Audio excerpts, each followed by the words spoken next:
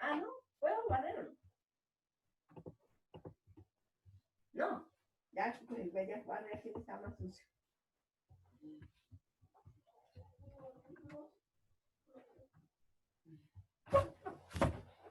Tenía que gritar también. Estaba entrando a la reunión y no la quedó grabado eso.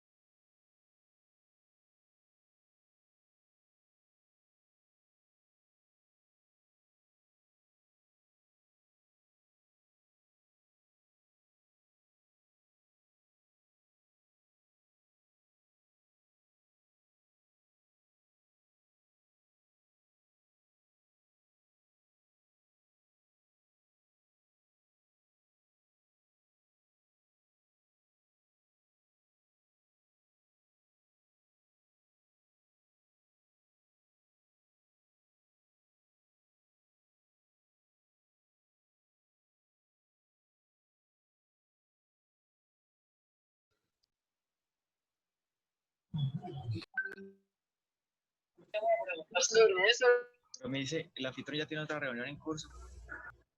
De pronto se está metiendo mano.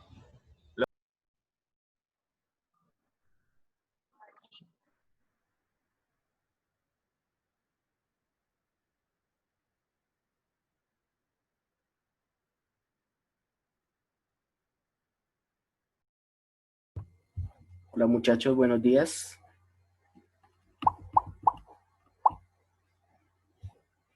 Buenos días. Buenos días. Buenos días. Buenos días, profesor. Y bien, ¿qué tal vamos con el taller?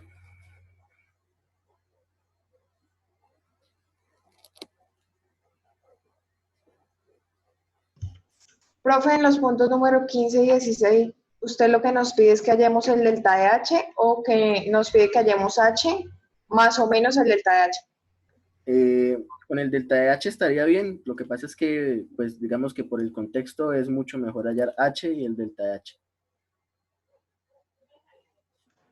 Ah, ok. ¿Listo?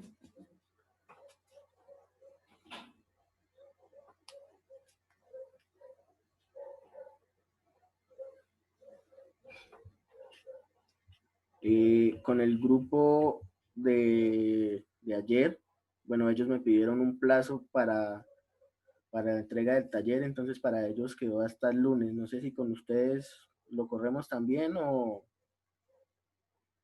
para mañana está bien. Uy, sí, profe, para el lunes, por favor. Pues sí, profe, para el lunes. Para el lunes está bien. ¿Para el lunes está bien? Listo, entonces para el lunes quedaría.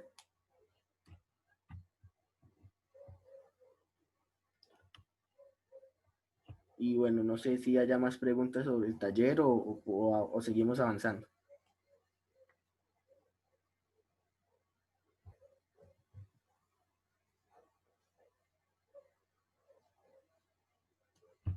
¿Listo? Bueno, entonces. Tengo una pregunta sobre el taller. ¿Sí? Es que en el ejercicio 13, cuando voy haciendo la expansión, el porcentaje de error siempre que sale es alto. y en ningún momento, o sea, disminuye un poco y luego vuelve y crece cada vez que sigo con la expansión. No sé si estaré A haciendo mí algo también me mal. pasa igual, profe. Bueno, ahí, si ya le pasa a varios, ¿qué creen que está pasando en ese caso? ¿Que debemos aumentar la serie de Taylor para No, ya el porcentaje? es que es una serie Yo de creo Taylor, que no converge, ¿no? Que esa serie no converge. es una especial. Bien, sí, ustedes ya Profe, pues pudieron haberse dado cuenta que a medida que aumentaban el término, pues el error iba aumentando. Entonces, aumentar los términos o el número de términos que se utiliza no es la solución.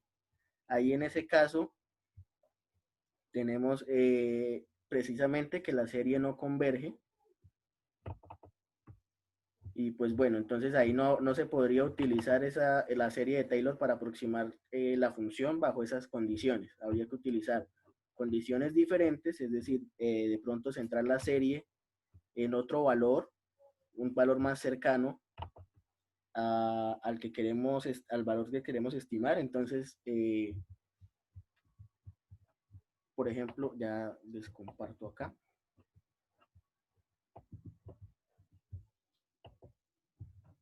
¿Sí? Entonces, el valor dice que la serie es centrada en x igual a 1. Entonces, para estimar f de 3, de pronto podríamos buscar un valor más cercano a 3 para centrar la serie, o podemos buscar quizá otro método para buscar esa aproximación, para buscar esa estimación. Pero ahí en ese caso, pues, por el hecho de que el error vaya aumentando a medida que los términos incrementan, nos damos cuenta que es una serie que no converge.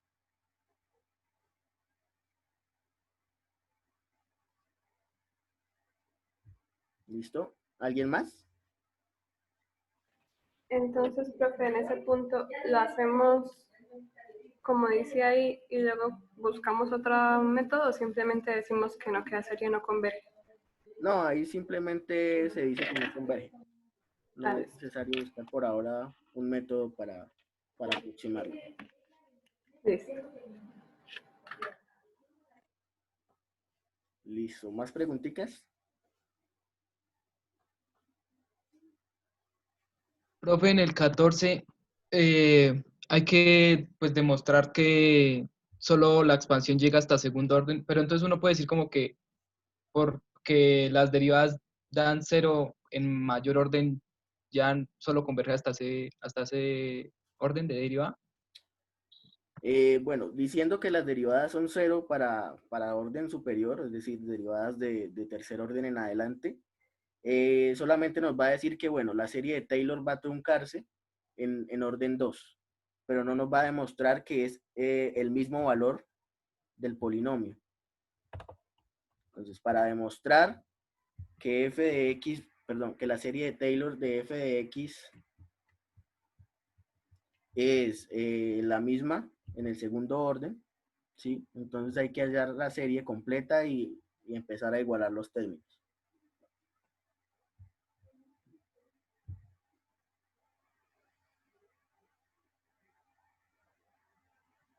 Pero ahí lo sustituimos con un valor real. No, ahí O sea, tendría que hacerlo para un valor en general. Entonces, por ejemplo, pueden decir la expansión de serie de Taylor de la función f de x igual a la x a la 2, b por x a la 2, c alrededor del punto x igual a k. Y lo desarrollan todo en función de las variables. listo, profe.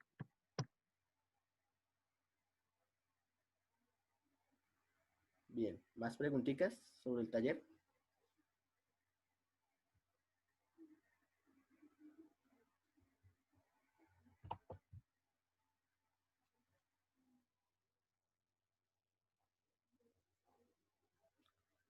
Bueno, entonces, la actividad que tenía programada para hoy, o que tengo programada para hoy, es un quiz, un pequeño quiz, que está ya en el Classroom, ¿sí? Entonces, voy a pasarles de todas maneras por el chat el vínculo de el formulario. La idea es que tienen hasta las 11 para resolverlo y pues cualquier cosa me van comentando por acá, ¿listo? El quiz, entonces básicamente lo que tenemos es un circuito, ¿sí? Una fuente de tensión, un amperímetro y 3 resistencias en paralelo. Y me dicen, bueno, el valor de la fuente es tal, con un error, el valor de las resistencias son tales, con una tolerancia del 10%, y me dicen, bueno, el amperímetro está marcando 350 miliamperios. ¿Será que esa medida es correcta? ¿Está dentro del rango de tolerancia? Entonces, para eso hay que hallar el valor de la corriente y el valor del delta de la corriente. Entonces, ¿qué les pido? Bueno, su identificación, el código, el valor de la corriente I con 6 cifras significativas, es decir, 6 números en miliamperios, y el error asociado a la corriente, delta I, con 5 cifras significativas, también en miliamperios. Y finalmente, pues la respuesta. La medición del amperímetro está dentro del rango. Se agrega en el capítulo 10 de la campaña y nosotros apenas vamos en el ¿Sí o no? 6. Y bueno, entonces, si necesitan Próximos justificar, eventos.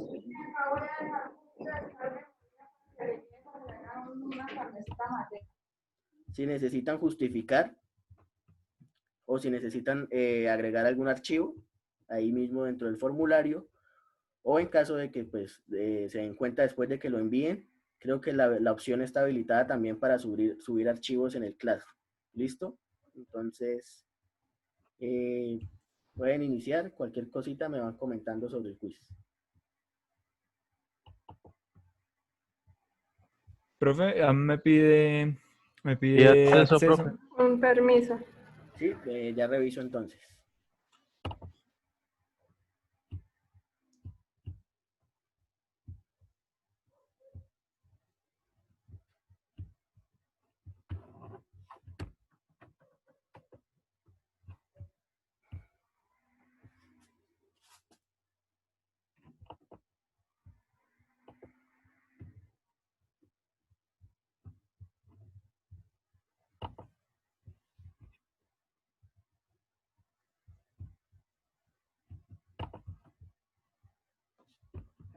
Listo, si pueden actualizar y verificar si ya...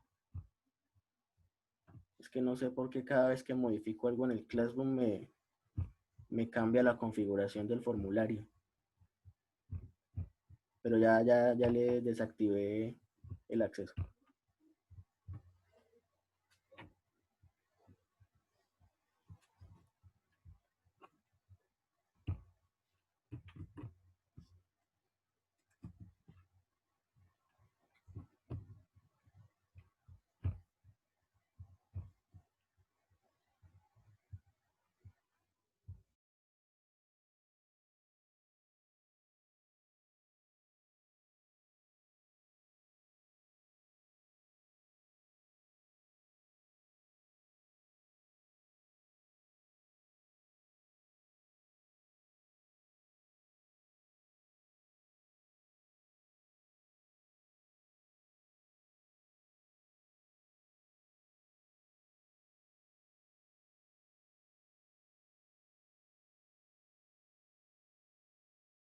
¿Le sigue pidiendo acceso? Yo ya pude acceder. Sí, profe. Ya entramos. Vale, entonces denle en actualizar, no solo al formulario, sino si están desde Classroom, también a Classroom.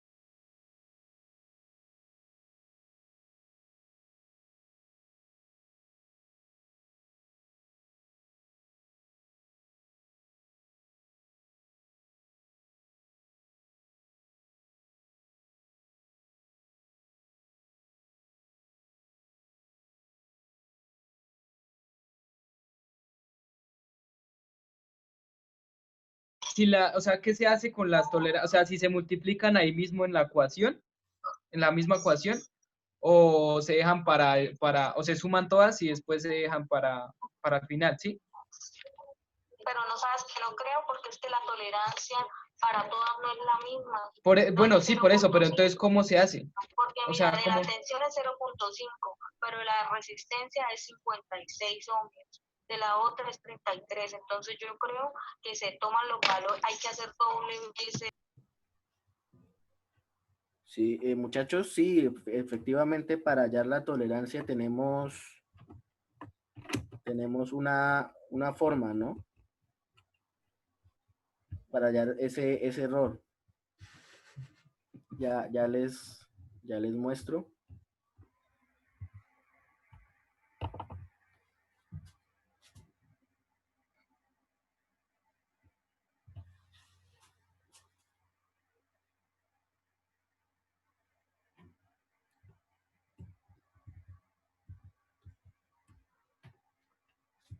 Entonces, bueno, aquí todavía no ha cargado bien. Recuerden cómo lo hacíamos para una sola variable en la que tomábamos que el delta era igual a la magnitud de la primera derivada multiplicado por el delta de la variable. Y que para varias variables lo que hacíamos era con derivadas parciales multiplicado por el error de la respectiva variable y sumarlo. Entonces, cuando ustedes resuelven el circuito, van a tener una corriente en función de la tensión y de los valores de las resistencias. Esa función es la que se deriva con respecto al voltaje y se multiplica por el delta V, y con respecto a cada resistencia y se multiplica con respecto a cada delta R.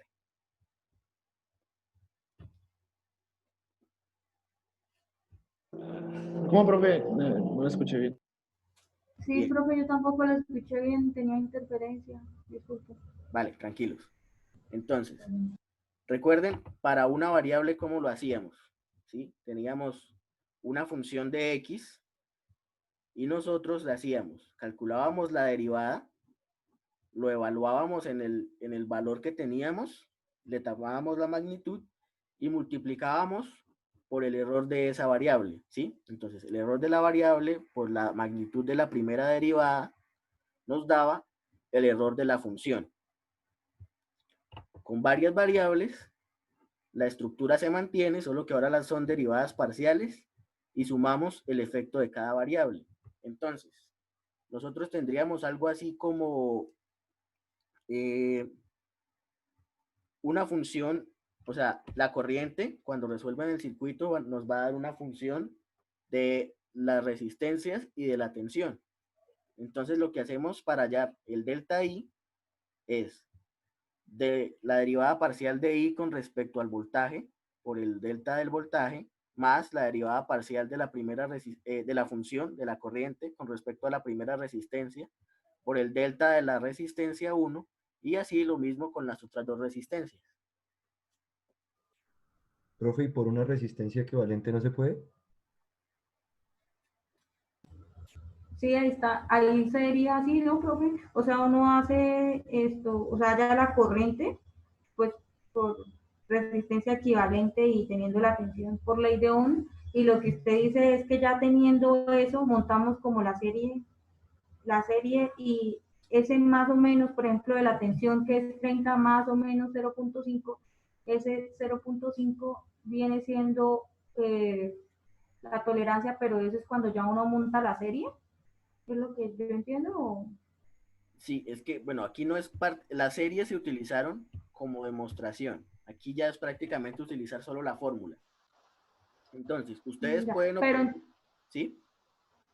no, o sea que entonces uno obtiene el valor de la corriente solamente sin el más menos 0 punto algo, sino solamente, por ejemplo, para la tensión yo tomaría solo 30, ¿sí? No tomo el más menos porque ese valor me sirve, es pero para allá como la tolerancia.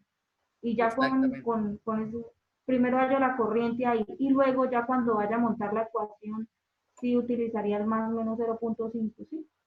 Eso es. Entonces, Profe, ¿sí? y por ejemplo, uno puede hacer, o sea, si hace una resistencia equivalente, puede sumar todas las tolerancias. No, no. O sea, uno puede hallar la resistencia equivalente para encontrar la corriente. Sí. Pero finalmente eso me va a dar, o sea, recuerden que vamos a tener, perdón, una función. Entonces, esperen, yo tenía aquí un archivo donde más o menos tenía definida esa parte.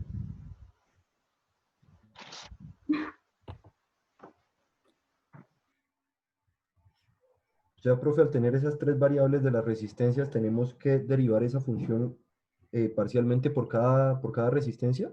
Sí, así es.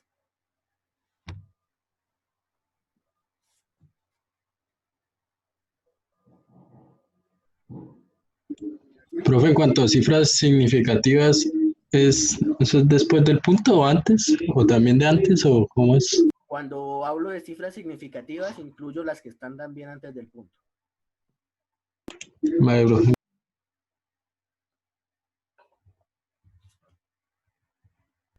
Y la pregunta de si está dentro del rango de tolerancia es, hallamos la corriente y el delta, y si está, sí, o sea, si está entre la corriente más el delta o entre la corriente y menos el delta, ¿sí?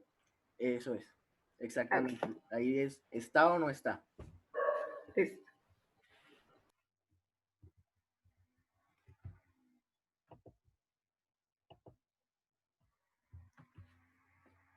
Bueno, entonces aquí básicamente lo que tengo es la solución del circuito en forma general. La corriente en función del voltaje y de cada una de las resistencias. ¿Qué es lo que tengo que hacer ahora para hallar el delta I? Bueno, para hallar la I simplemente reemplazar los valores. Para hallar el delta I, entonces lo que hago es derivada parcial de I respecto a B, derivada parcial de I respecto a R1, derivada parcial de I respecto a R2 y derivada parcial de I respecto a R3.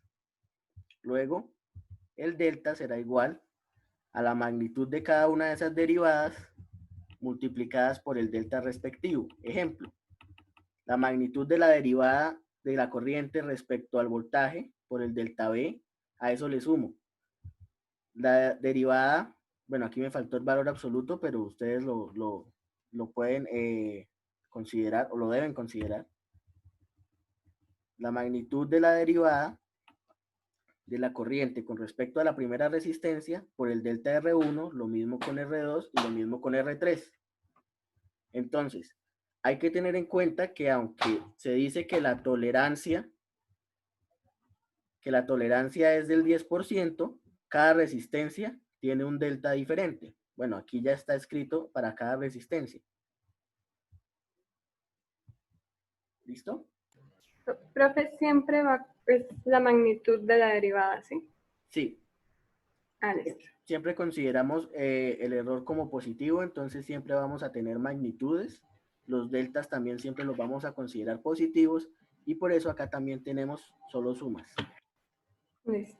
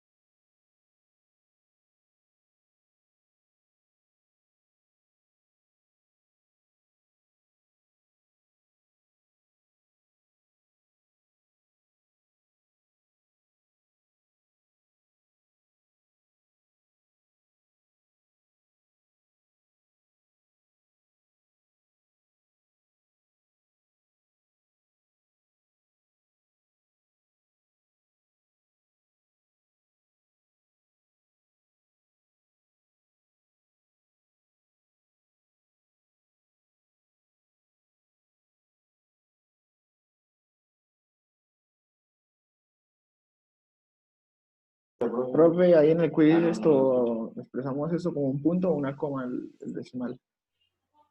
Como punto. Listo. Gracias.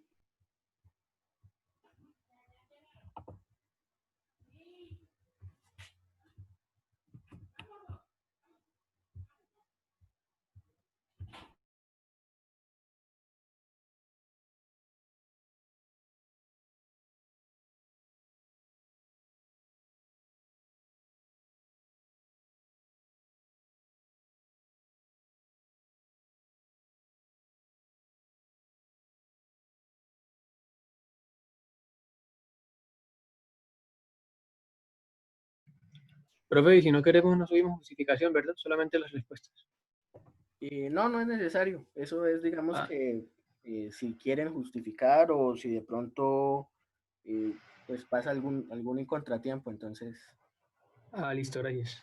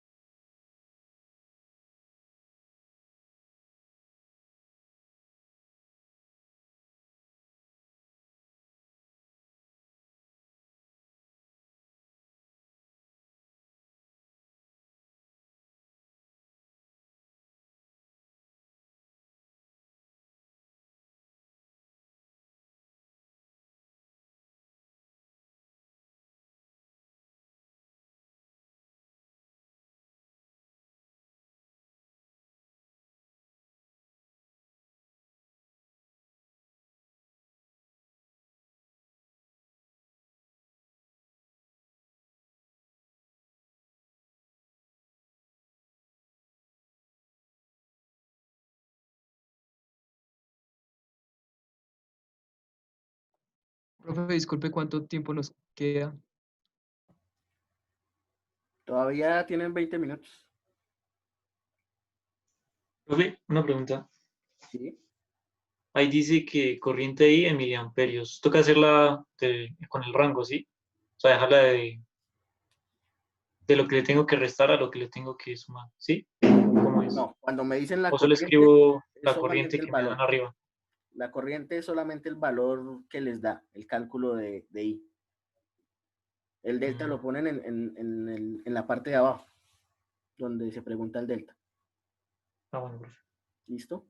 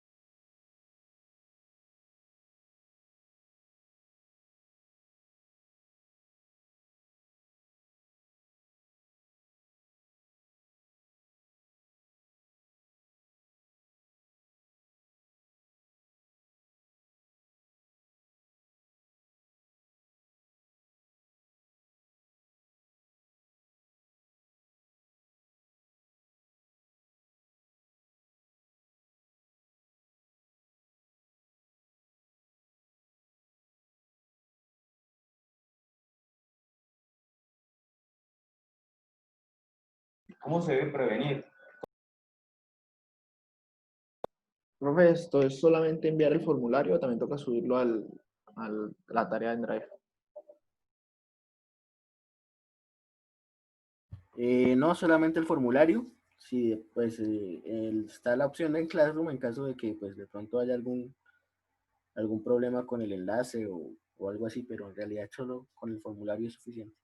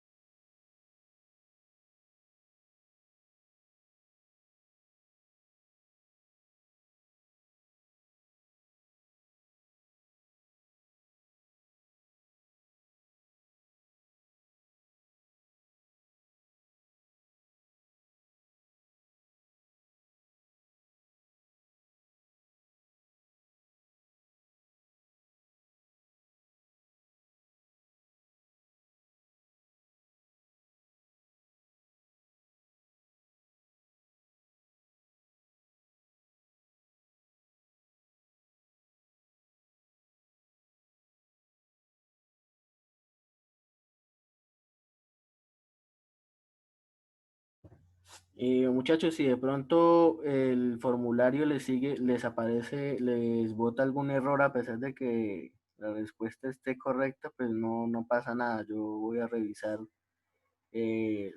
los trabajos de forma manual, entonces, pues si hay alguna inconsistencia, yo la corrijo, no hay ningún inconveniente. Listo. Profe, en la respuesta hay que poner las unidades o simplemente el número. No, simplemente el número. Listo.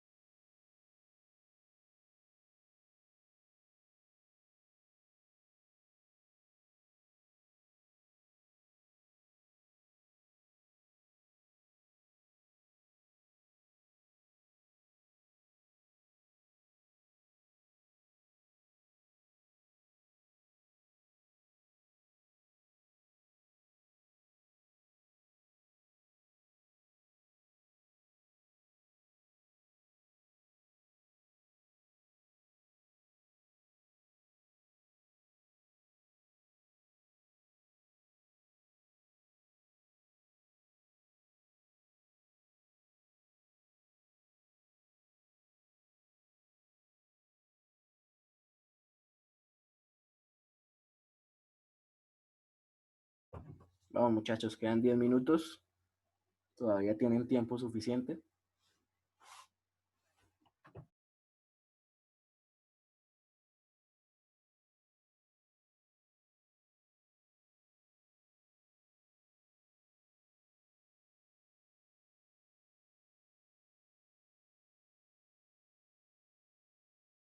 Profe, es que le di enviar, pero se queda cargando ya rato cargando y no envía nada, no me bota ni error siquiera.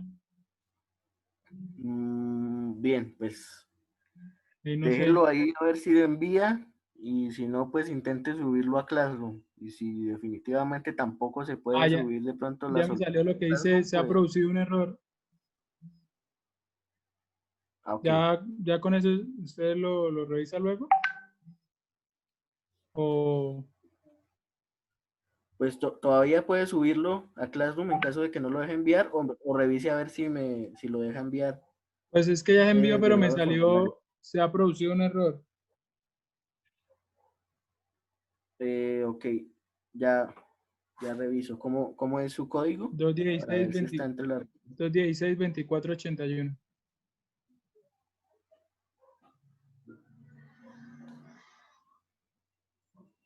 216, no lo veo. 216-2481. Edward Silva.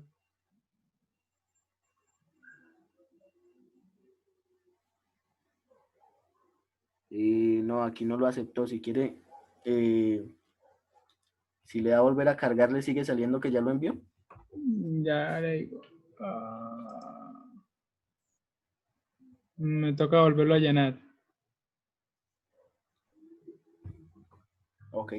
Entonces, si no lo ha enviado. Si quiere, vuélvalo a llenar si tiene las respuestas ahí. Listo. Y lo envía. Eso.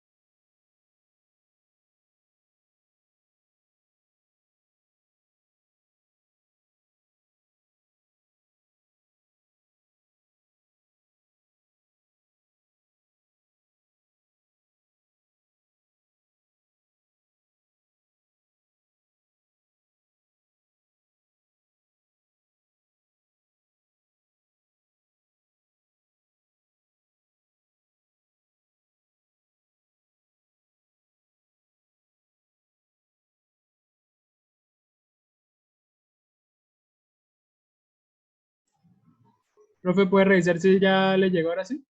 Por favor.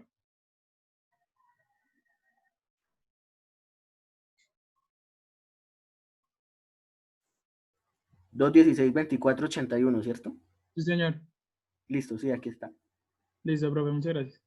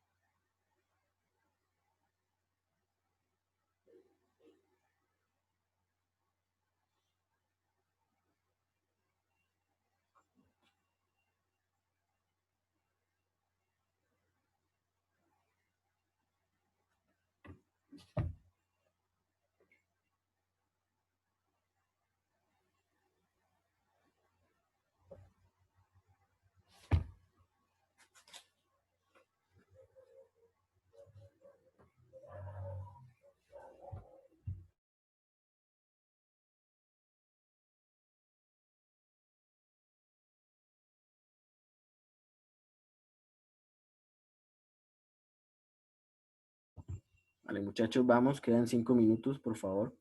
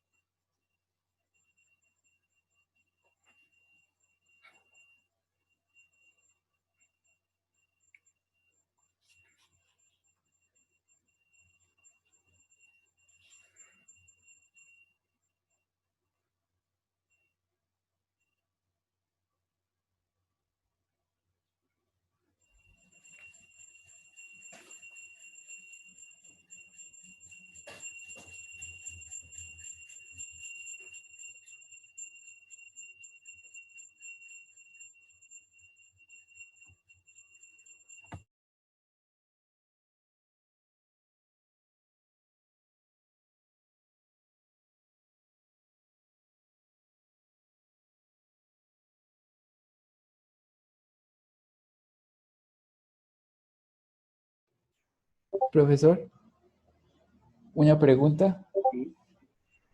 Yo ya subí el quiz. Sin embargo, pues a mí me parece que las dos primeras respuestas están mal. Pero pues yo le anexé esto, la justificación y todo. Y pues el problema es por un decimal, porque se me fue un decimal de más. Bueno, ahí obviamente les va a parecer que está mal por el tema de las cifras significativas.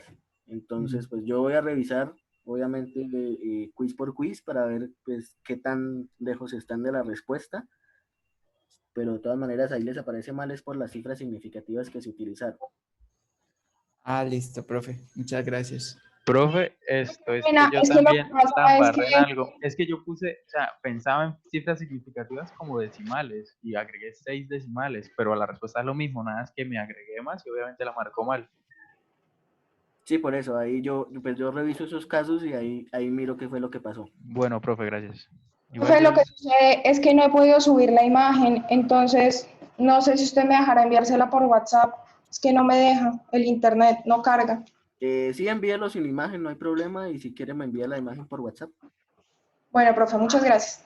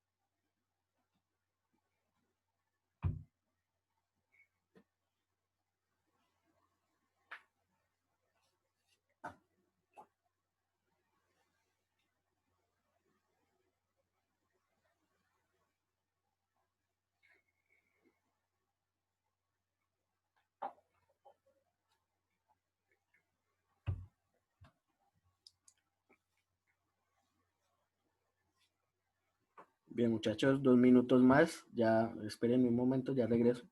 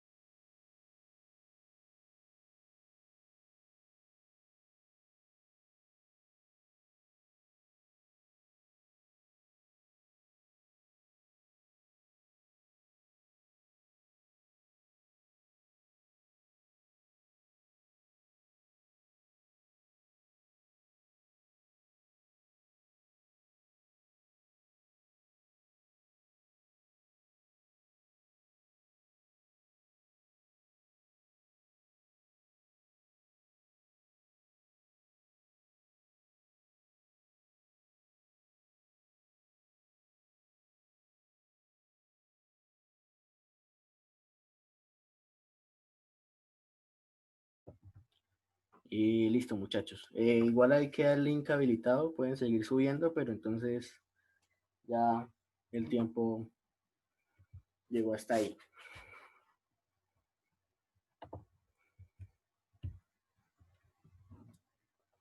Bien. Pues vi que la mayoría no tuvieron problemas con el procedimiento, que pues digamos que la dificultad estuvo principalmente en el uso de las cifras significativas. Sí, entonces cuando hablamos de cifras significativas es diferente a cifras decimales. Cifras significativas incluyen todas las cifras que me representan información en el número. Entonces, por ejemplo, para la corriente me daba algo así, 280.844. Estas, si contamos 6 cifras, son las que corresponden a cifras significativas. Entonces, si yo agrego por acá un 1, creo que era la que seguía, bueno, aquí ya estoy utilizando 7 cifras significativas, ¿sí? Entonces, no quiere decir que esté mal, sino que la indicación era, utilicen 6 cifras significativas. No es lo mismo que decir acá 6 cifras decimales. ¿Listo?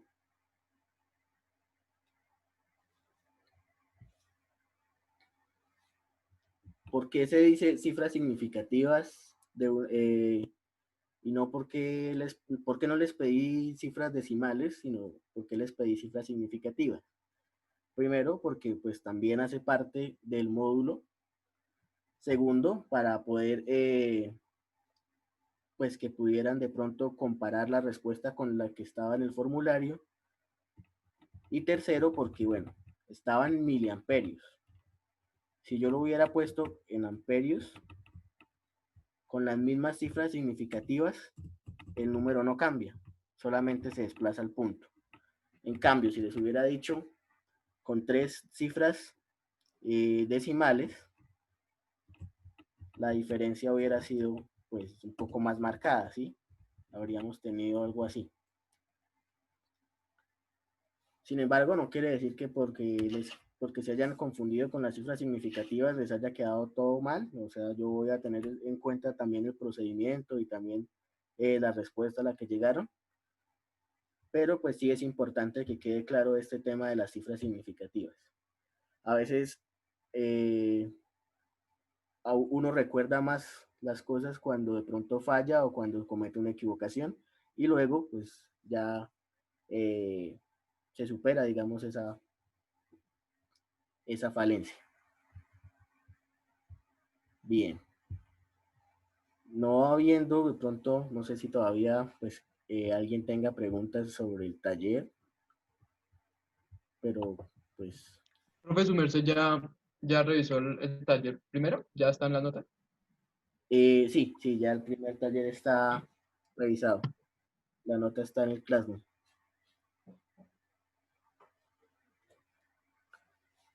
Pueden verificar y si tienen algún inconveniente o algún comentario me pueden avisar. Profe, una pregunta, ¿qué porcentaje tiene los quizzes en la materia? Pues nosotros cuando hicimos el primer acuerdo dijimos que el 70% de la materia iban a ser pues los trabajos relacionados con cada módulo. Y les dije que ocasionalmente iba a hacer algunos quizzes.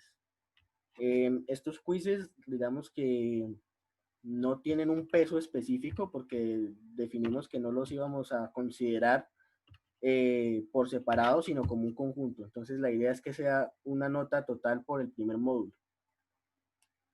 Seguramente lo que haga sea hacer algún promedio, no o tener en cuenta los quizzes como puntos adicionales. Dependiendo de cada situación, pues ahí voy revisando. Bueno, profe. ¿Listo? Bien, entonces la siguiente parte del curso corresponde a la solución de ecuaciones no lineales, ¿sí? Es, digamos, lo siguiente. Perdón, el tema siguiente a tratar, ya después de haber considerado todo el tema de los errores. Allí, pues, la idea también es ver algunos métodos de solución de ecuaciones no lineales. Entonces, en el programa aparece el método de la bisección, el método de Newton, el método de punto fijo y el método de Horner. Ya iremos mirando si los alcanzamos a cubrir todos o si de pronto pues les presento algunos y ustedes van consultando los otros, o si seguimos de pronto con la estrategia de dentro de los mismos talleres ir haciendo las consultas. Por ahora pues vamos a dar inicio con algunos conceptos importantes, como son el tema de encontrar raíces. Entonces, resulta que muchos problemas en ingeniería se reducen a encontrar los valores de una función, o mejor, los valores de una ecuación, o resolver una ecuación, ¿sí? Entonces, si tenemos una función f de x, encontrar los valores que hagan esa función igual a 0 es lo que se denomina encontrar las raíces. Entonces, aquí tenemos, por ejemplo, un número r que satisface una ecuación, se denomina una raíz de la ecuación. Tenemos una ecuación acá, ¿sí?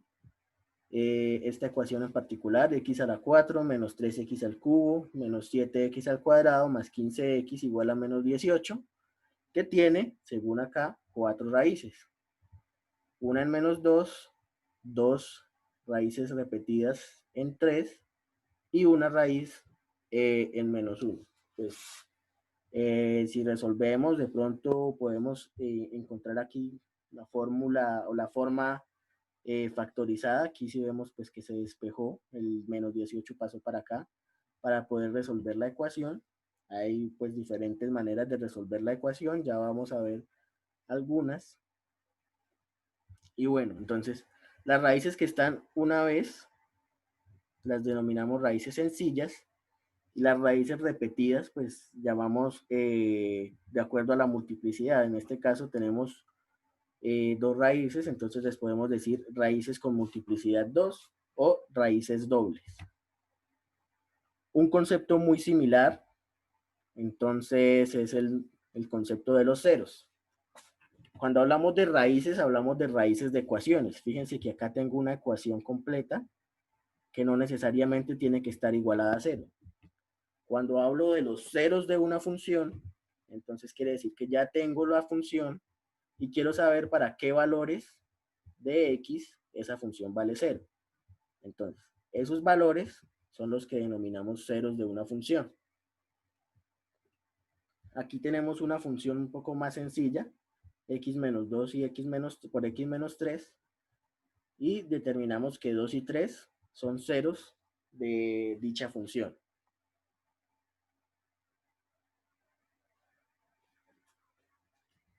Entonces, son conceptos similares, ¿sí? La idea siempre es resolver una ecuación, pero en general hablamos de raíces, y en particular cuando igualamos una función a 0, entonces es que hablamos de los ceros de una función.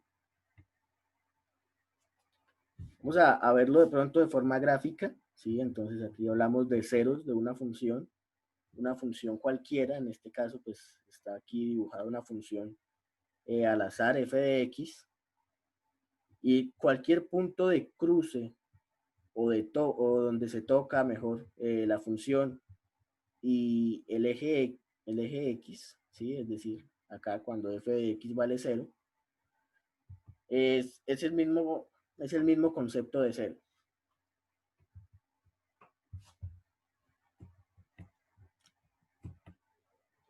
Podemos encontrar valores de ceros sencillos, que es, por ejemplo, en este caso, tenemos un 0 ubicado en x igual a menos 1, que corresponde a esta parte de la ecuación o de la función. Tenemos un 0 ubicado en x igual a 2, que corresponde a la segunda parte de la función. Aquí vemos pues la expansión. Y entonces decimos que en este caso la función f de x igual a x más 1 por x menos 2 tiene dos ceros sencillos. ¿Por qué? Porque solo aparecen una sola vez en la ecuación. Uno está ubicado en x igual a 2 y el otro está ubicado en x igual a menos 1. También podemos contar con ceros múltiples. Entonces acá tenemos el caso de la función x menos 1 al cuadrado, ¿sí? Entonces vemos que tiene un solo cero, pero este cero es doble. Este cero está ubicado en x igual a 1. Podemos decir que el cero tiene multiplicidad 2 o que tiene un cero doble en x igual a 1. Y en la gráfica, pues podemos ver efectivamente, acá no tenemos un corte, sino simplemente la función toca el valor de 0, pero se mantiene por encima en este caso. Acá, con x igual al cubo, sí vemos que hay un corte, ¿sí? Entonces, estaba con valores negativos, se aproxima a 0, lo cruza y luego sube y mantiene valores positivos. En este caso, el 0 está ubicado también en x igual a 0. Aquí hay aquí tengo un error. Este 0 estaría ubicado en x igual a 0. Y bueno, como aparece 3 veces, ¿sí? Vemos, pues 3 veces corresponde a la potencia. Entonces hablamos de que este 0 tiene multiplicidad 3, o incluso podemos decir que es un 0 triple.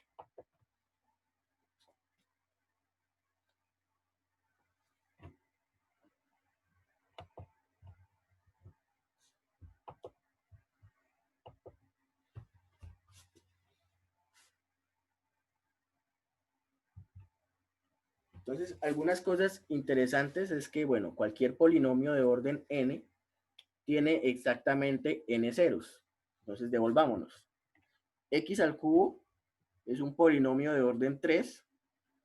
Aquí dijimos que tiene un 0, pero este 0 de multiplicidad 3 es como si tuviera 3 ceros, solo que todos coinciden en el mismo punto. Pasa lo mismo con este polinomio. Este de grado 2, ambos ceros están ubicados en x igual a 1, pero son 2. Un cero doble con multiplicidad 2. Acá también tenemos otro polinomio de grado 2, solo que aquí los ceros son diferentes. Uno está en x más 1, perdón, uno corresponde a x más 1, que estaría ubicado en menos 1, y el otro corresponde a x menos 2, que estaría ubicado en x igual a 2.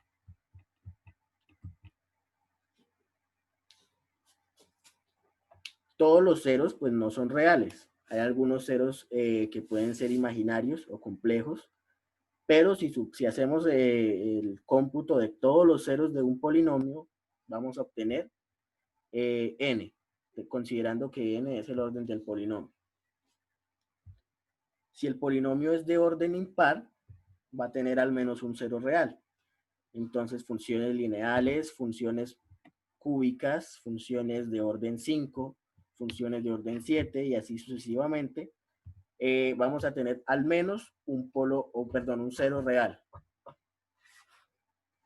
Los ceros imaginarios generalmente vienen en parejas, ¿sí? Son complejos y se denominan complejos conjugados. Aquí todavía no tengo ningún ejemplo, pero de pronto ustedes habrán visto en alguno de sus cursos las soluciones o ceros de una función como ceros conjugados. Esto quiere decir que la parte real es igual para estos valores, pero la parte imaginaria es para unos positivo y para otros negativo. Y bueno, aquí hay algo en particular.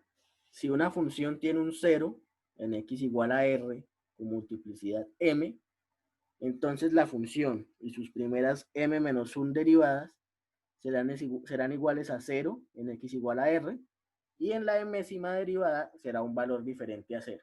Entonces veámoslo aquí de pronto con un ejemplo sencillo. Tenemos x igual a q, perdón, f de x es igual a x al cubo. La función evaluada en ese 0, bueno, en particular aquí es x igual a 0, entonces la función evaluada en 0 me da 0. La primera derivada me va a dar 3x al cuadrado, que también equivale a 0. La segunda derivada, entonces me va a dar 6x, que también vale 0, en x igual a 0.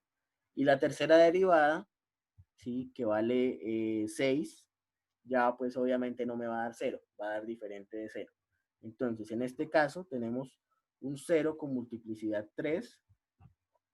Vemos que para los valores de la función de la primera y de la segunda derivada, vamos a tener 0, pero para la tercera derivada vamos a tener un valor diferente de 0. Eso es lo que nos dice digamos, esta propiedad.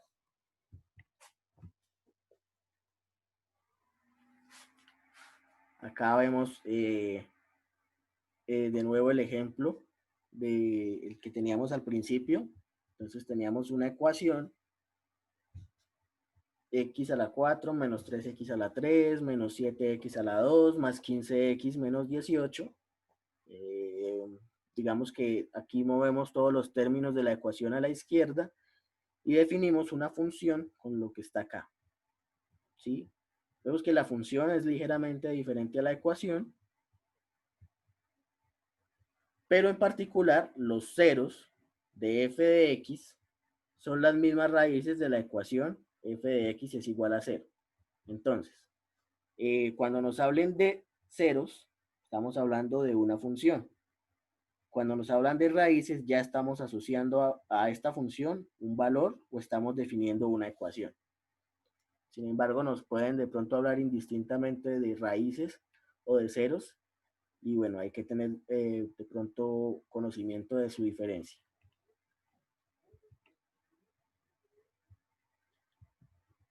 Bien.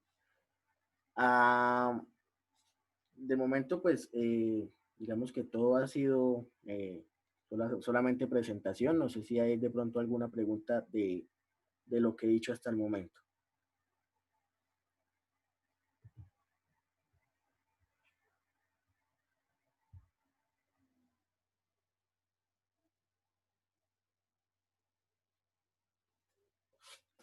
Listo, pues esto ha sido, pues, digamos, bastante intuitivo. Y ahora sí podemos empezar a hablar de métodos de solución. Entonces, digamos que aquí hablamos de ecuaciones no lineales, pero podemos incluir y hablar en general de ecuaciones lineales y no lineales cuando hablamos de soluciones analíticas, ¿sí? Entonces, las ecuaciones lineales y algunas no lineales se pueden resolver de forma analítica, pero esto no aplica para todas las ecuaciones, son algunas ecuaciones en particular. Otro tipo de soluciones que podemos darle a ecuaciones ya no lineales, podemos hablar de métodos gráficos que de pronto nos pueden ayudar mucho, pero digamos como un primer enfoque, un acercamiento para inicializar otro método, y este método puede ser de tipo numérico, y podemos hablar de métodos abiertos o de métodos cerrados, que ya veremos entonces cuál es la diferencia entre estos métodos.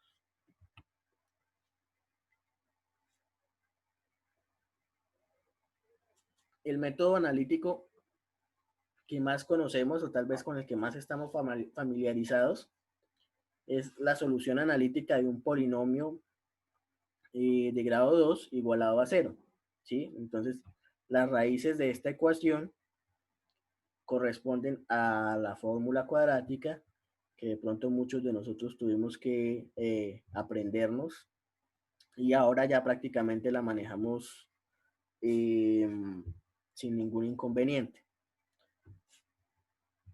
Y aquí vemos entonces que pueden aparecer valores reales si este argumento de la raíz es positivo, o valores imaginarios si de pronto 4ac es mayor que b al cuadrado. Pero en general, con esta fórmula, podemos encontrar los valores exactos o la solución analítica de una ecuación que me representa una ecuación de segundo grado igualada a 0. Sin embargo, bueno, como les decía, hay funciones, aquí aplicamos una función no lineal en donde no podemos obtener una solución analítica. ¿Cómo despejamos x de esta ecuación? X menos e a la x. ¿Sí? Entonces aquí tenemos una imposibilidad de encontrar la solución analítica. De allí entonces podemos pasar a métodos gráficos.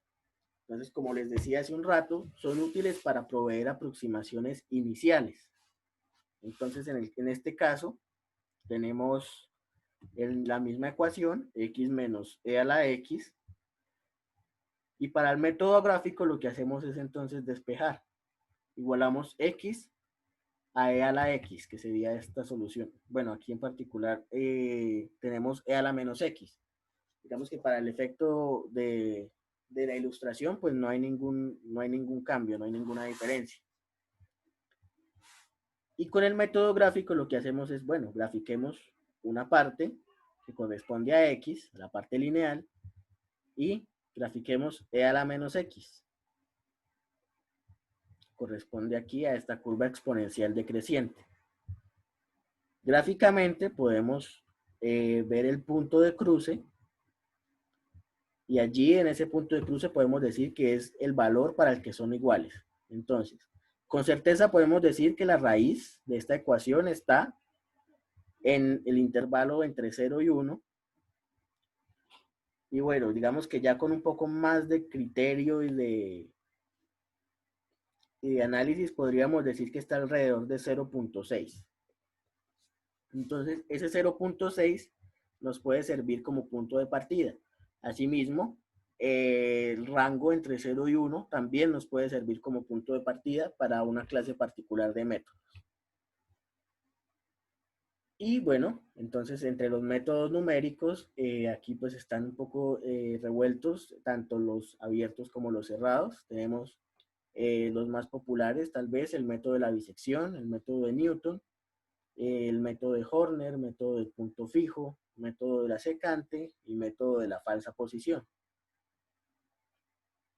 Hay muchos otros, evidentemente no vamos a poder cubrirlos todos.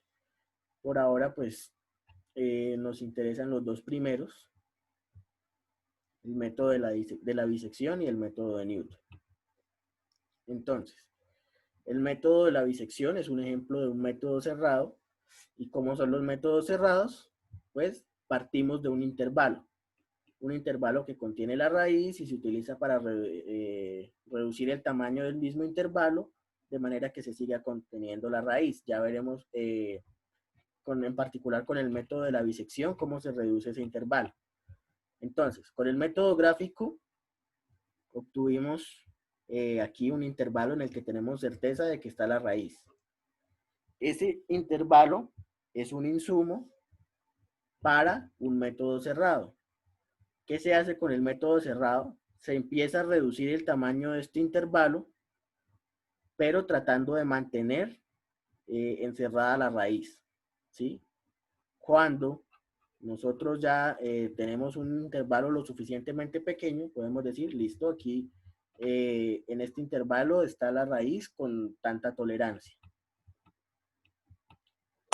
Los métodos abiertos no parten de un intervalo, sino de un punto inicial. Entonces aquí podemos partir de la raíz estimada que hicimos aquí gráficamente con 0.6, puede ser un punto inicial para un método abierto. Normalmente estos métodos pues, son más eficientes que los métodos cerrados. Eficientes desde el punto de vista de que como ya tenemos un valor, tratamos de acercarnos al valor que deseamos, mientras que con un intervalo no hay, digamos, a veces un criterio suficiente para decir cómo dividir el intervalo de forma inteligente, y a veces podemos hacer iteraciones e iteraciones e iteraciones antes de obtener un intervalo apropiado. El problema con estos métodos abiertos es que puede que no converjan como tal a una raíz. Entonces, si por alguna razón nos empezamos a alejar, va a pasar lo mismo que habíamos visto con la serie de Taylor. Si nos empezamos a alejar mucho, vamos a ver que realmente no tenemos una convergencia, y que por lo tanto, pues aplicar el método no tiene sentido. Aquí vemos entonces cómo notar o cómo anotar esta convergencia. Entonces, hablamos en general de una secuencia. ¿Por qué hablamos de una secuencia? Porque estos métodos suelen ser iterativos.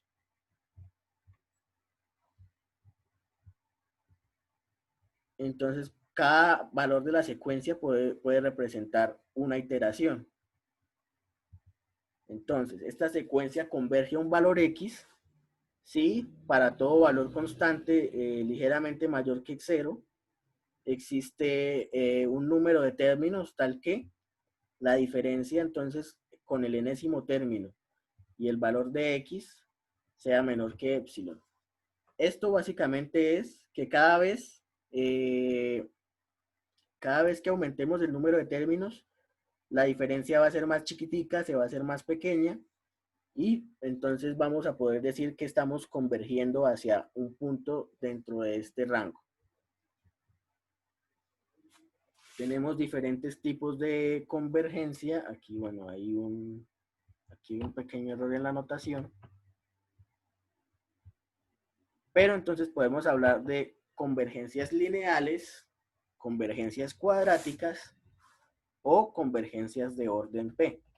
Y pues cada una de estas convergencias tiene asociada una ecuación. Entonces, ¿para qué es útil esta convergencia? Lo volví a poner mal.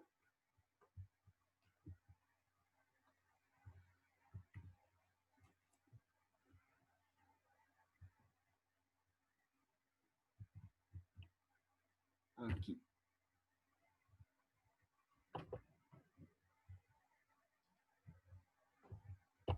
Entonces,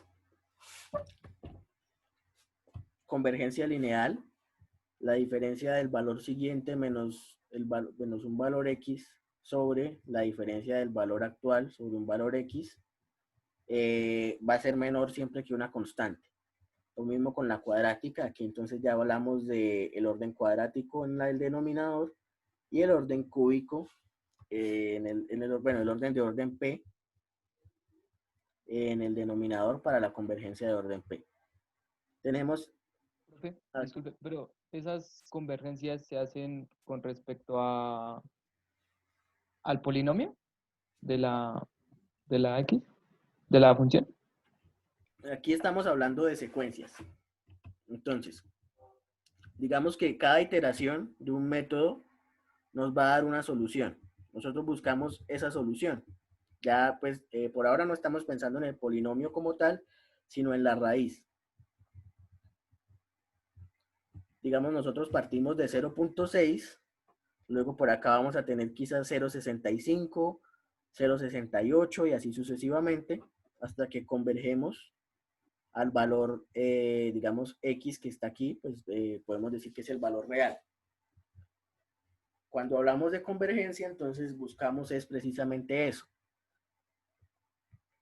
Cuando hablamos acá, X de n-1 y X sub n, hablamos a las iteraciones o los resultados de esas iteraciones que nosotros denominamos o incluimos dentro de una secuencia. Cuando hablamos de X, hablamos del valor real al que queremos que converja nuestra solución. Cuando hablamos acá de esta constante, es un parámetro para medir efectivamente nuestra convergencia. Para comparar, por ejemplo, si un método tiene una convergencia lineal, si un método puede tener una convergencia cuadrática o del orden que tenga la convergencia. Entonces, ¿cómo hacemos eso? básicamente podemos compararlo con la convergencia que podamos determinar de cada método, ¿sí? Entonces ya pues veremos ejemplos un poco más específicos, más aterrizados, como para comprender de esto de una mejor manera. Pero en general podemos decir que una convergencia cuadrática es más rápida que una convergencia lineal, o que una convergencia de orden P, o un método con convergencia de orden P, es más rápido que un método con convergencia de orden Q, si P es mayor que Q. Entonces, entre mayor sea el orden de la convergencia, podemos hablar de que el método es más rápido. Y pues, digamos, esto puede ser intuitivo, claro. Entre más rápido yo me acerque al valor que deseo, o a un valor por lo menos, a una solución, pues ya puedo decir, este método pues es mucho más rápido que este que tarda más tiempo. Y bueno, aquí hay una pequeña definición que es los métodos con convergencia de orden mayor a 1, pues se dice que tienen convergencia superlineal. Es decir, una convergencia mayor que lineal. Esto pues es, digamos, un tema más conceptual que otra cosa. Para, digamos, ahora sí empezar a analizar ahora métodos cerrados, vamos a presentar el método de la bisección, ¿sí? Ok, pensé que había alguien por ahí. Entonces, el método de la bisección, dijimos que era un ejemplo de método cerrado. El método es sencillo, ¿sí? Se utiliza para encontrar un cero de una función no lineal. Necesitamos o partimos de un intervalo inicial en donde sabemos que está el cero de la función. Entonces, retomando nuestro ejemplo de e a la menos x, tenemos que había dado un intervalo entre 0 y 1. Ese intervalo nos puede servir como intervalo inicial. Y aquí lo que hacemos con el método de la bisección es, digamos, lo salomónico. Tenemos un intervalo y necesitamos reducirlo. ¿Cómo hacemos? Dividimos el intervalo en dos partes iguales y verificamos en cuál de los dos está la raíz. Entonces, en el intervalo que está la raíz es el que tomamos y volvemos a iterar. Desechamos en la otra parte del intervalo y repetimos hasta obtener un intervalo lo suficientemente pequeño. Para eso, pues nos apoyamos en el teorema del valor intermedio. Entonces, este teorema nos dice que si tenemos una función f de x definida en un intervalo, entonces aquí tenemos una función f de x definida en un intervalo, y si la función es continua, esta función es continua, y además los valores extremos del intervalo, entonces el intervalo es a y b, entonces verificamos f de a y f de b, tienen signos diferentes, podemos garantizar que hay al menos un cero en el intervalo entre a y b. Esto es lo que nos dice el valor intermedio. Entonces, pues claro, si f de a está aquí arriba y f de b está aquí abajo, en algún momento tuvimos que cruzar por cero. Lo mismo, si f de a fuera negativo y f de b fuera positivo, pues en algún momento tuvimos que cruzar por cero. Eso es lo que nos dice el teorema del valor intermedio. Algunos ejemplos. Entonces acá tenemos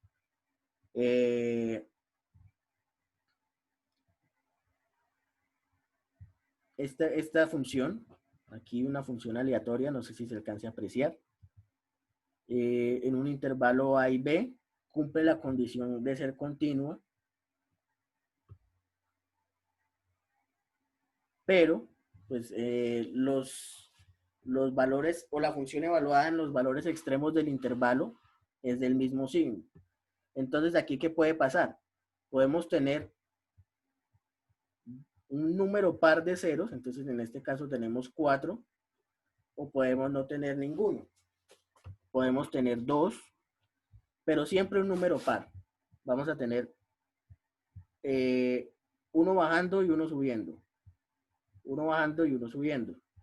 Acá no bajó, entonces tampoco hay uno que suba.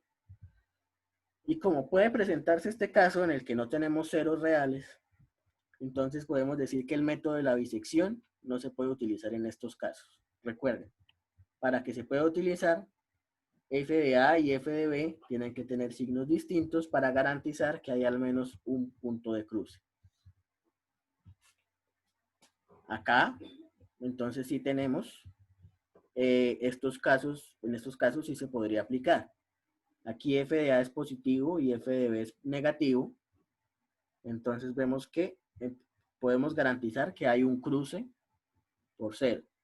Acá también vemos que podemos garantizar que hay uno, pero efectivamente hay más de uno, hay 3. También podemos aplicar el método de la bisección.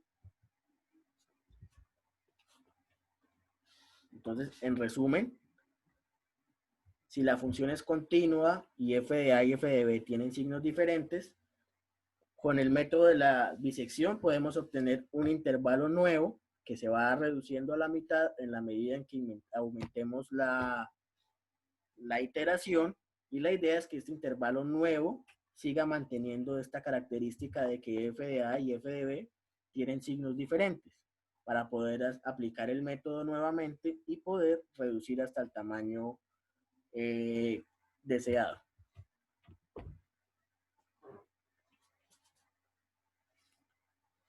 Aquí, digamos, expresado de otra manera. Entonces, con el método de la bisección necesitamos algunas condiciones que son f de x continua en el intervalo y f de A y f de B con signos opuestos para asegurar la existencia de al menos un 0 en el intervalo. Entonces, todo esto que estoy diciendo son varias maneras de decir lo mismo. Y cómo, ahora sí, ¿cómo viene este algoritmo de bisección? Entonces tenemos las mismas condiciones. Aquí está expresada f de x continua en el intervalo AB y lo de signos opuestos lo parametrizamos con esta inecuación, ¿sí?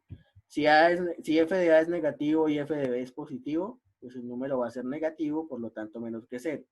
Pero si este es positivo y este es negativo, también voy a tener en cambio un número negativo que va a ser menos que 0. Esta es una forma de parametrizar la misma condición que hemos venido analizando. Y cumplidas o garantizadas estas condiciones, entonces ahí sí pasamos al algoritmo. ¿Cómo viene este algoritmo? Computamos el punto medio, es decir, la mitad del intervalo. El intervalo está entre A y B, entonces el punto medio será el promedio. A más B dividido entre 2, y a ese lo denominamos C. Luego evaluamos la función en C y verificamos entonces qué pasa. Si f de A y f de C tienen signos opuestos, entonces este es el caso. Vemos que f de A es positivo y f de C es negativo. El intervalo nuevo sería A, C. Pero, bueno, aquí también debería ser el mismo.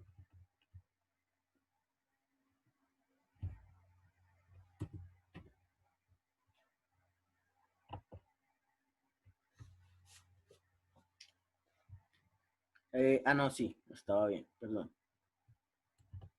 Porque aquí estoy hablando de f de A comparado con f de C. Entonces, si f de A y f de C tienen signos opuestos, el intervalo nuevo es entre A y C. Si f de A y f de C tienen el mismo signo, entonces el intervalo será entre C y B. Y aquí termina un ciclo y podemos pasar al siguiente ciclo. Acá entonces hay un ejemplo un poquito más gráfico. El intervalo inicial, A sub 0, B sub 0. Se halló la mitad, que tiene el mismo signo que A, entonces lo que cambiamos es el intervalo. Por eso ahora le decimos A sub 1. Y bueno, B sub 1 sería igual a B sub 0, entonces el intervalo estaría entre A sub 1 y B sub 0.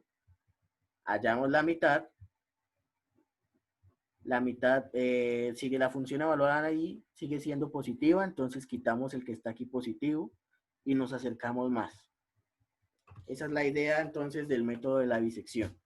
Aquí podríamos encontrar un nuevo valor en la mitad y veríamos que ahora ya es negativo. Entonces, este b sub 0 lo quitamos y reemplazaríamos acá por un b sub 1 y vemos que el intervalo se hace cada vez más pequeño, nos acercamos cada vez más a el 0 que estamos buscando. Para los que nos es más fácil de pronto ver las cosas como un diagrama de flujo o de forma gráfica, entonces de nuevo, ¿cómo funciona el método de la bisección? Tenemos una serie de parámetros. Entonces, los parámetros son el intervalo, los extremos del intervalo, que son A y B, y un épsilon. Este épsilon, pues, es simplemente una tolerancia o un tamaño de intervalo que ya consideramos aceptable. ¿Qué hacemos? Evaluamos la función en nuestros puntos extremos del intervalo. Aquí les damos un nombre. U es igual a f de A y V es igual a f de B. El siguiente paso es hallar el punto medio y evaluar la función en ese punto medio. Y comparamos. Si f de A por f de C es menor que 0, entonces el que cambiamos es B y el nuevo intervalo será A, que sigue siendo A, y la nueva B, que es la C que acabamos de hallar. Aquí pues entonces ya tomamos que f de B va a ser f de C. Si f de A y f de B tienen el mismo signo, entonces la que vamos a cambiar es el extremo A. Lo vamos a cambiar por el de la mitad, el que acabamos de obtener. Y la función evaluada en A ahora va a ser la función evaluada en C. Y ahí verificamos si nuestro nuevo intervalo ya es de tamaño, de un tamaño que ya podemos tolerar. Entonces, en este caso, si el intervalo es muy grande, si es más grande que la tolerancia que definimos aquí al principio, entonces, si es más pequeño, terminamos. Si es más grande, volvemos a hacer la iteración. Y así pues se constituye entonces el método de la bisección. Ya pues iremos viendo más ejemplitos de cómo aplicarlo. Acá por ahora vamos a ver qué pasa. Podemos utilizar el método de la bisección para encontrar un 0 de la función f de x igual a x al cubo menos 3x más 1 en un intervalo dado, en el intervalo 0,2, es decir, entre 0 y 2. Lo primero que hacemos, bueno, verificar las condiciones. F de x es continua sobre el intervalo, sí, se cumple, pero f de 0 y f de 2 tienen el mismo signo, entonces esta condición no se cumple. En general, las condiciones no se satisfacen y en este caso no podemos aplicar el método de la bisección. ¿Cómo podríamos aplicarlo? Cambiando entonces el intervalo. ¿Sí? Dejamos acá el 0 y cambiamos ahora el intervalo hasta 1. La función sigue siendo continua, pero ahora los valores en la función en los extremos del intervalo sí son de signo diferente y podemos garantizar ahí que sí hay un 0 efectivamente dentro de ese intervalo.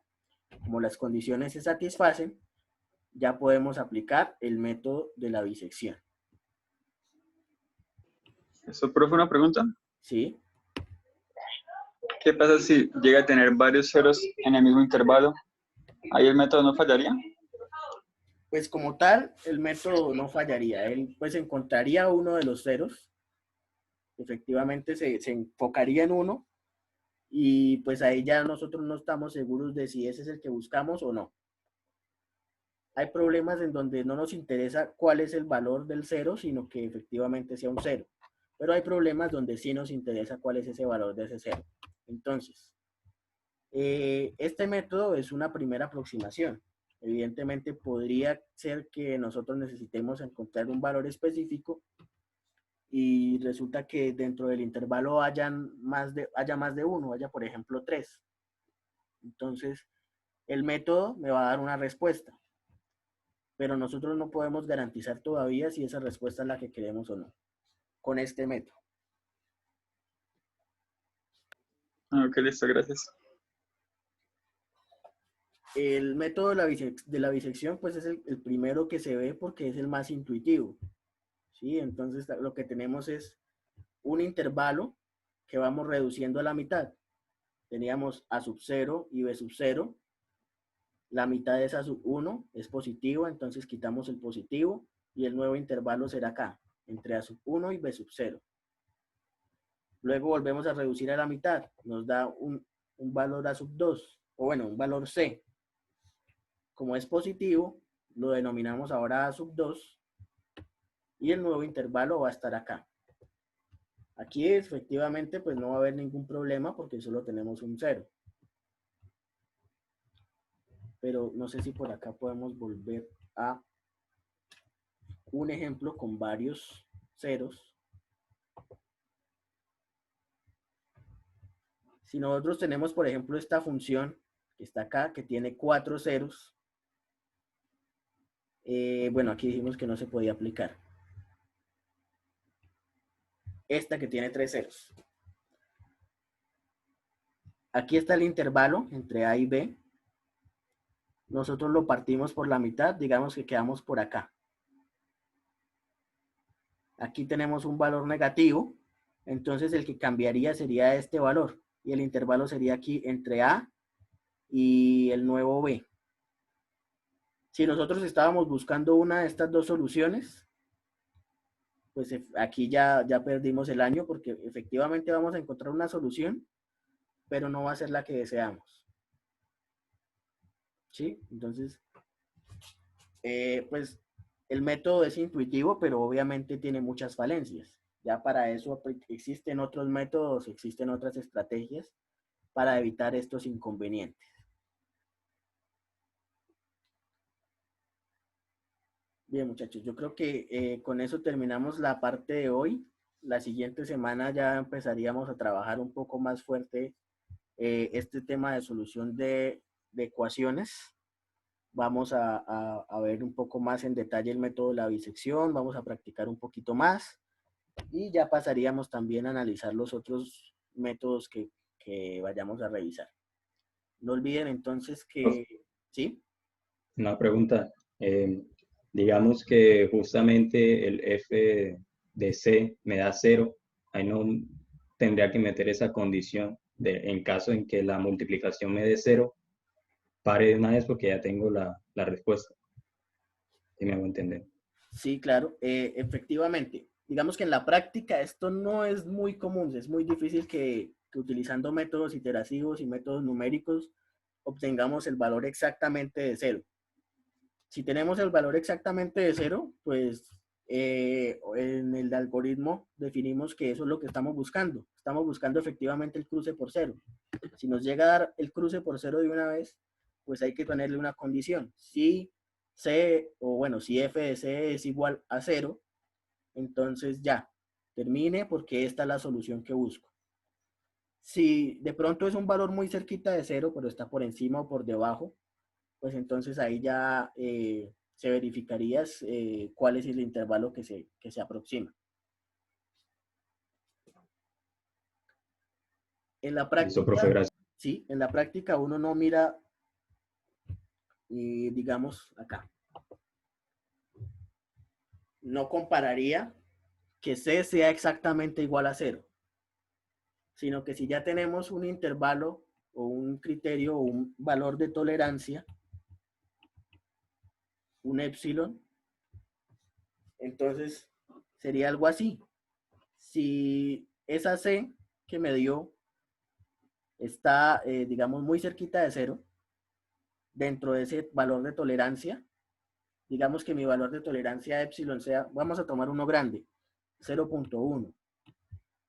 Si aquí me dio, por ejemplo, que f de C equivale a 0.05 y mi tolerancia es de 0.1, entonces es como si yo ya hubiera encontrado la solución.